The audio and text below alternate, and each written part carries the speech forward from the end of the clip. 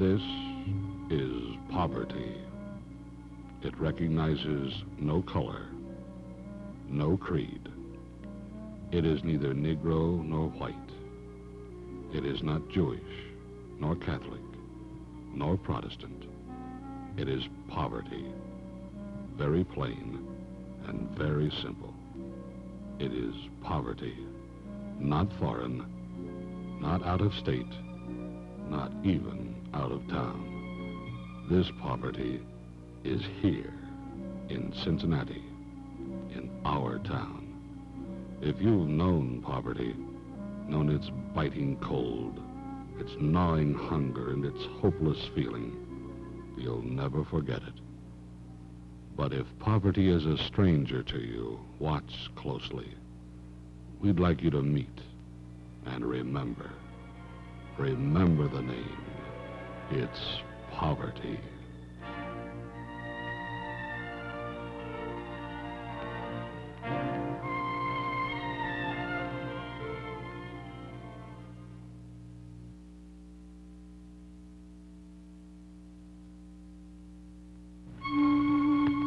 This is our Queen City, and a queen she is, but with a crown that's soiled by poverty. The substandard housing where the impoverished are forced to live scars our landscape east to west, north to south. For example, here's a petite palace you might rent. It's only good for a small family, say 5, maybe 6. After all, even 2 rooms can get crowded. But the price is right. Only $25 a month. In case we forgot, there's no hot water and no bath. However, you might prefer some of the other prime housing surrounding the area.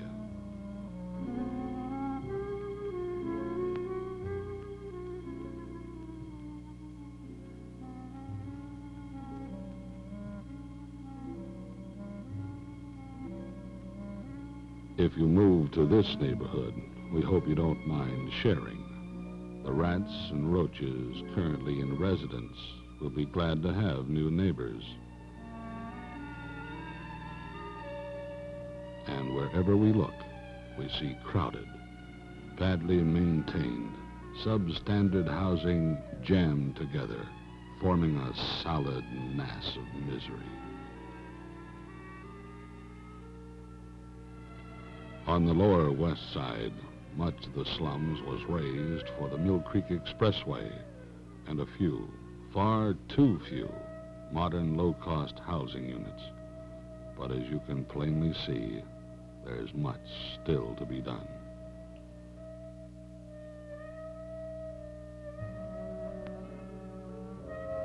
These are busy streets and sidewalks.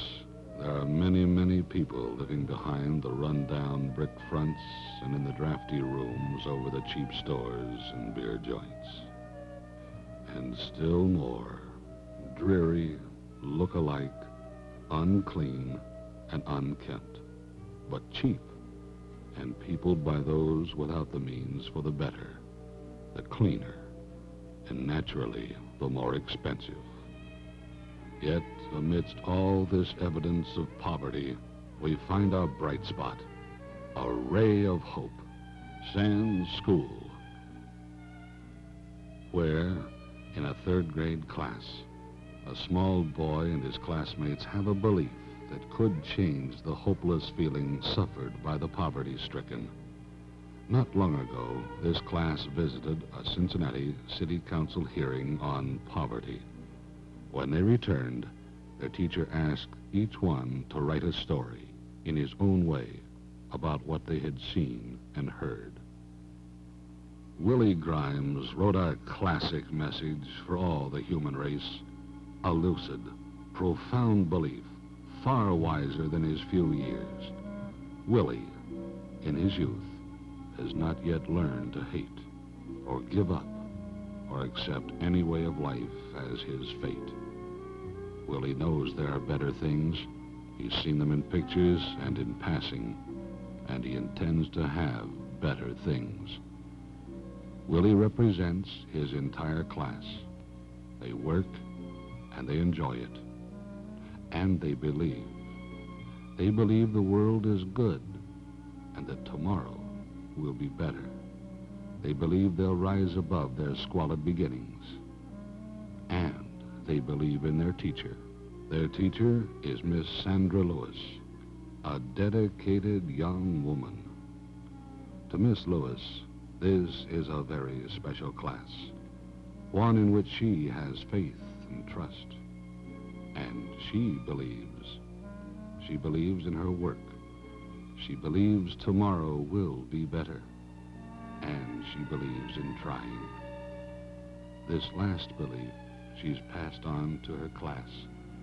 Maybe we can pass it to you if we let Miss Lewis read what Willie Grimes wrote.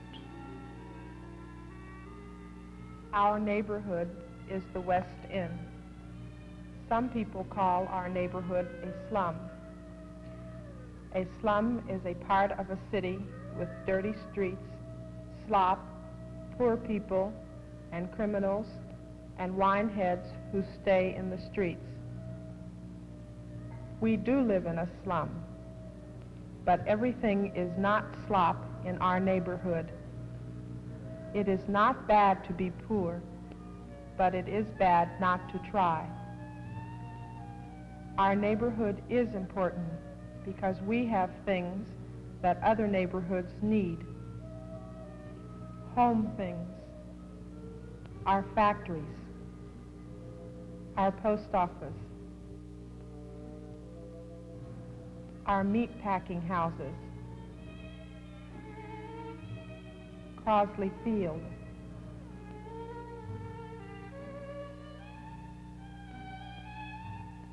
and the terminal station.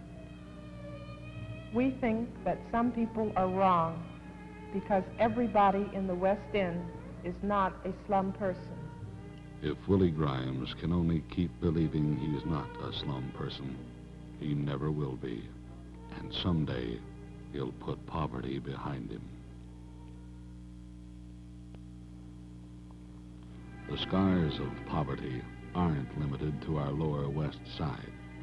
We can go east and pass rundown house after rundown house for block after block. Poverty is not restricted to the dramatic picture of crowded tenements where small, dark, cold water flats are stacked one on another. Even in the city, poverty comes in houses. Houses with yards, not lawns, but yards. We see houses, inhabited houses, missing shingles, siding and glass, torn screens, rickety steps, crumbling chimneys, and dirt. Dirt from factories, railroads, trucks, and years of decay. We can see trash littering the streets, back alleys, and yards of the houses where people live who don't have the means to do better, or else just don't care. And what about these slum dwellers, these poverty-stricken who just don't care? How did they get this way? Why are they so suspicious, so close-mouthed? What are they afraid of? They are, you know. They hesitate to talk to strangers, and when they do, they say very little, and they're constantly looking around as if some danger is nearby. They appear to be absolutely beaten by their circumstances. We all want to eliminate poverty, and to do so, we must start with the people. We must know the why and the how of the people who live behind these shabby fronts.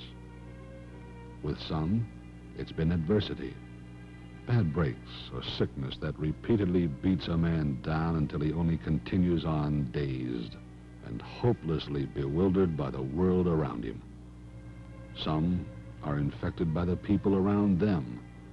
They see so much of the desolation that is poverty, they are pulled into it, and poverty, like rising water, reaches higher and higher to engulf more and more, even in an age of plenty. Others, most in fact, inherit poverty. It's handed down to them like some ulcerous legacy from their fathers. Indeed, poverty is inherited. The poor beget poor, and it goes on and on and on.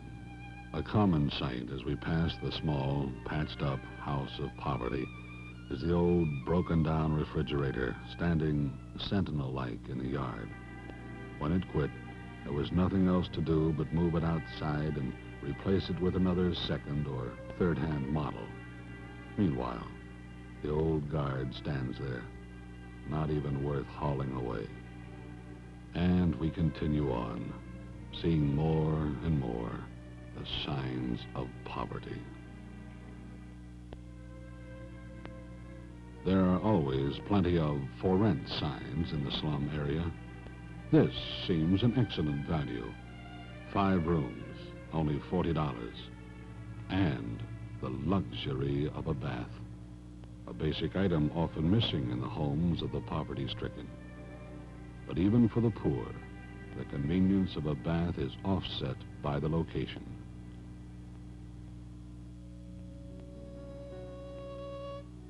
For in the spring, it rains.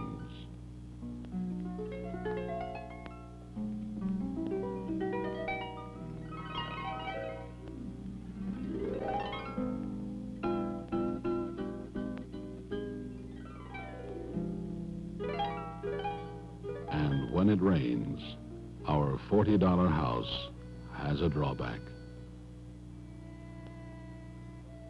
But this is no exception. When the floods come, the poor usually suffer first, and their almost annual loss helps keep them poor.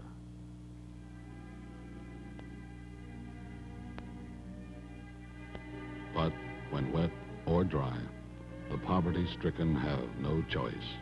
This is what they can afford, and this is what they get. On higher ground, some areas are no better. In passing, only cold exteriors meet the eye.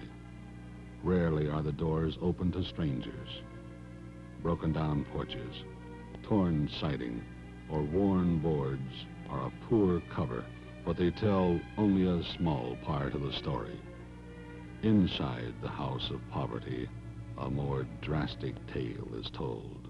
3 rooms for $50 a month, including this kitchen.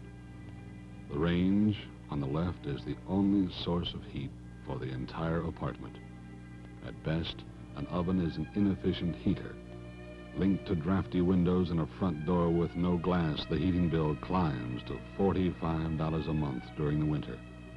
Total outlay for rent and heat, $95, which would normally rent a larger and better home, except no one wants to rent to a mother with 5 children and an uncertain income. We did say 6 people live here. One sleeps in this crib. It's wired together and just manages to hold up. The rest sleep here in the same room. Another corner opens to a closet-like affair with a toilet. There is no bath. The living room is sparsely furnished. This chair, another, not quite as nice, and a very low-slung couch, in addition to the radio cabinet, make up the entire furnishings. The couch is low because the legs are broken off, and the radio cabinet is empty. A mother and 5 children live in 3 rooms without bath, and not even the bare essentials for comfort. More of the same, crowded, filthy, inadequate for human beings, yet peopled by the poverty-stricken, closed-mouthed, suspicious, often afraid they secret themselves behind their closed doors, shutting out an unkind world.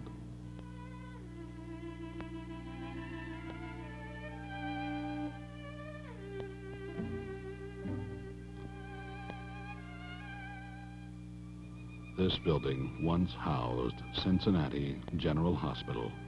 That was over 100 years ago.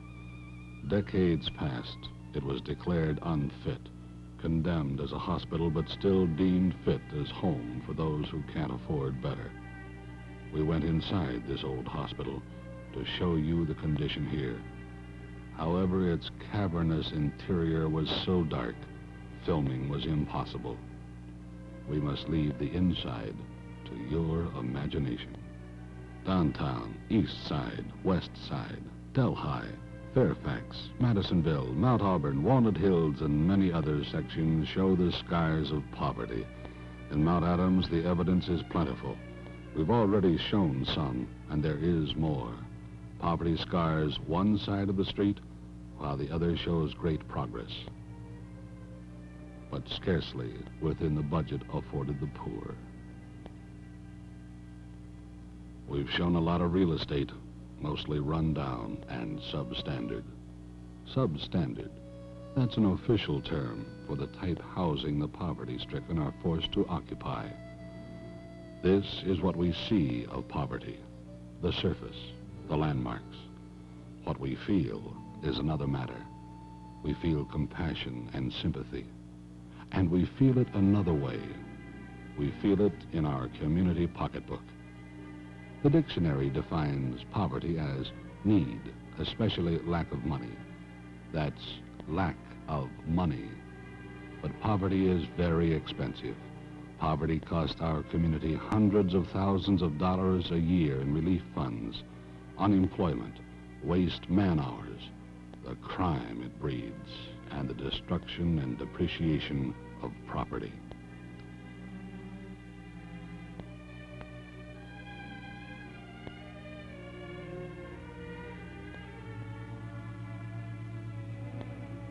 Two blocks from one of our finest hospitals, we come on conditions like this.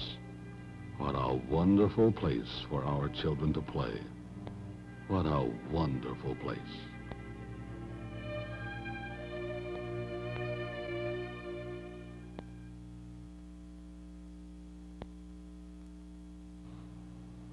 The young and the old alike are hurt by poverty.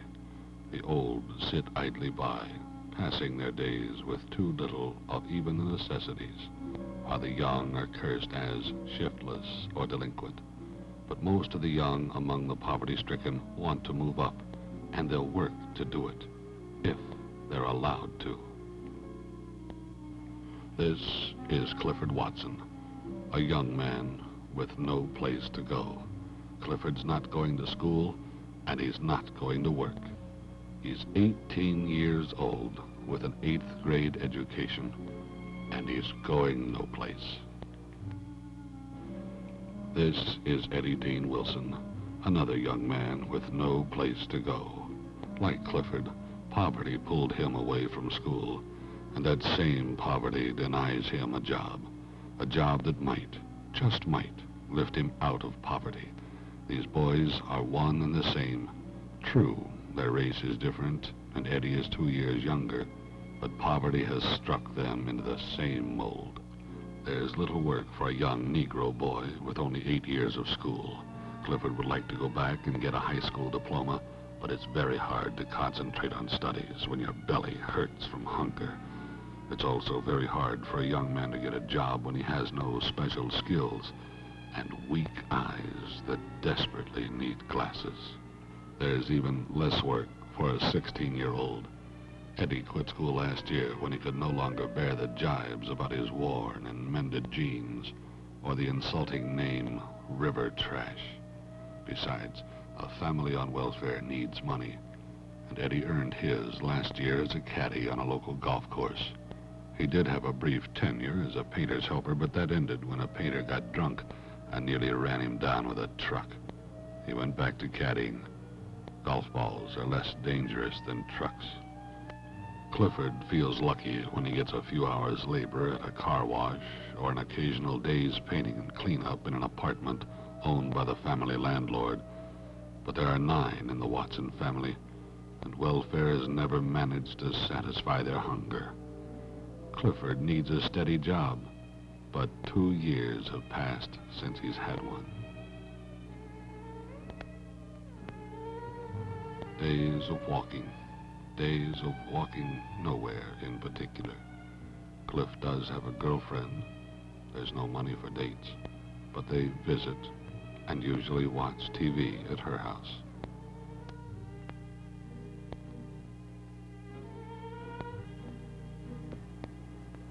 Sometimes a quarter takes him to the neighborhood bar where a bottle of 3-2 beer, he's old enough, and talk with his friends erases, temporarily, the gloom brought about by days of nothingness, days of no place to go. Behind the tavern door and all about us are others, others with no place to go.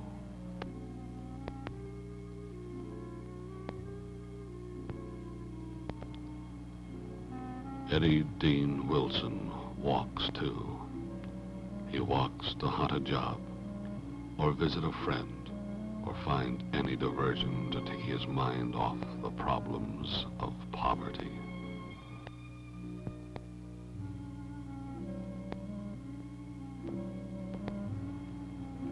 Aimless walking. It leads many into trouble with the law. They don't want to be in trouble, but they've nothing to do, and that usually leads to trouble. Help is needed, but there isn't enough of it.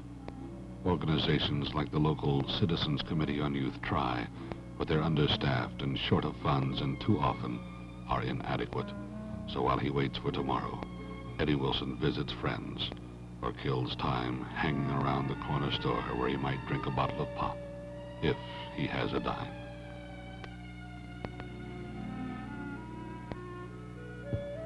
These young men look at a future which holds little promise.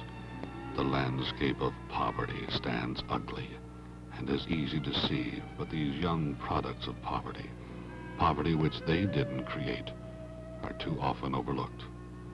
What is the future to be for the young people of poverty? Are they damned to grow into men and women carrying the burden of poverty for all their lives? Or can we, as a society, erase the evil that curses us all?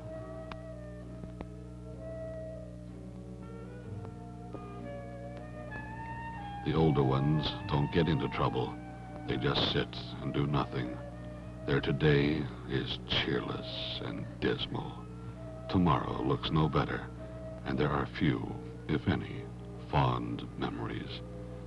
At any age, it is hard when you're poor, but it is hardest of all for the old. Their earning power has been weakened by age until practically nothing is left, and their declining years are wasted. Soon, the simplest pleasures become a luxury. Welfare, relief, aid to dependent children, unemployment compensation, no matter what the monthly check is called, it is never enough. The governmental agencies supplying aid to the poverty-stricken rarely can meet the full demands made on them, and the monies allowed by the law won't cover the need.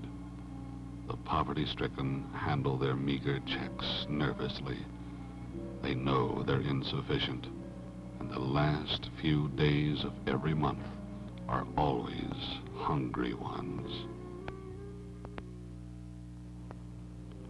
You've met poverty, Cincinnati poverty.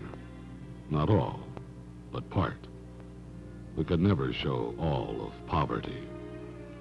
How can we show you an empty stomach or a feeling of hopelessness?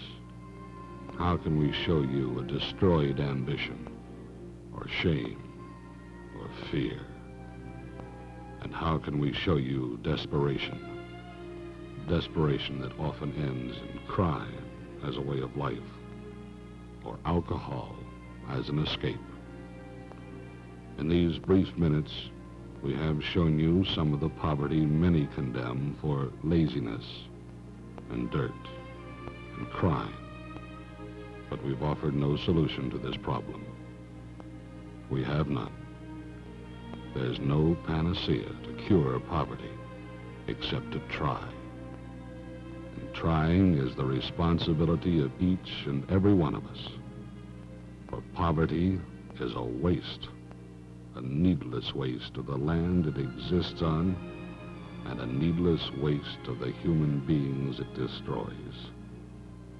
Poverty affects us all, and we must all try to blot it out. Willie Grimes set forth the truth when he wrote, "It is not bad to be poor, but it is bad not to try."